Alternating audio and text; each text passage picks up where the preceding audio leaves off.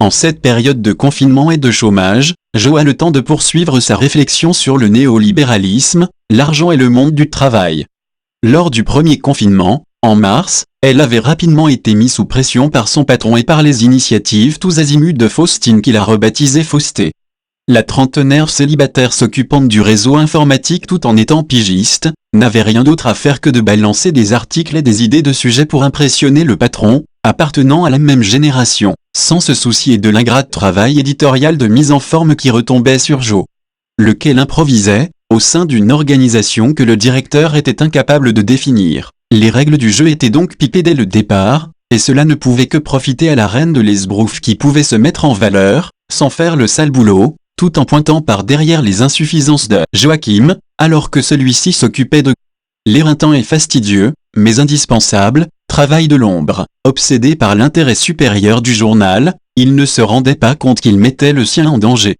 Il n'était pas complètement dupe de ce qui se jouait en coulisses, mais il était encore très loin de la réalité. L'intrigante et certains autres employés avaient bien saisi l'opportunité qui s'ouvrait à eux, dans cette période inédite propice au sournois, d'écarter une personne gênante ou simplement jalousée.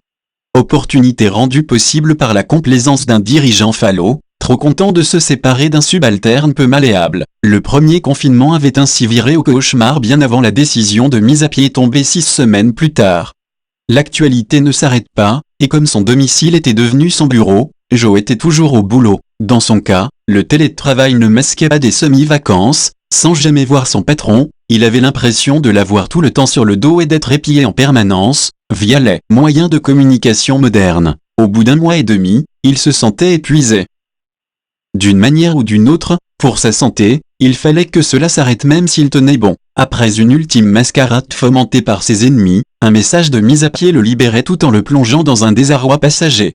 Il comprenait ce qui lui arrivait et savait que c'était un scandale. C'est dégueulasse, lâchait, incrédule, un représentant du syndicat des journalistes.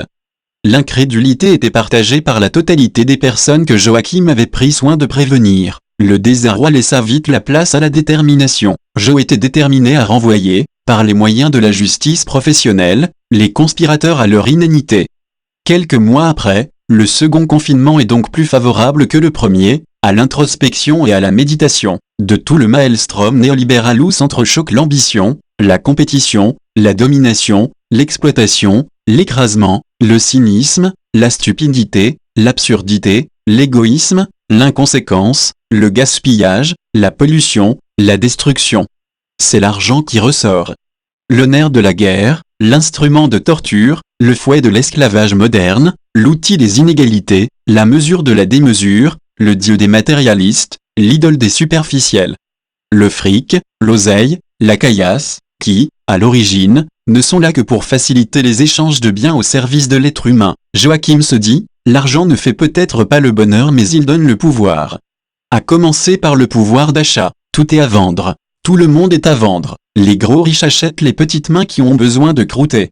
Ils achètent la peur, aussi, la peur du chômage qui rend servile et docile. Ils achètent tout ce qui permet à leur pouvoir de domination de perdurer.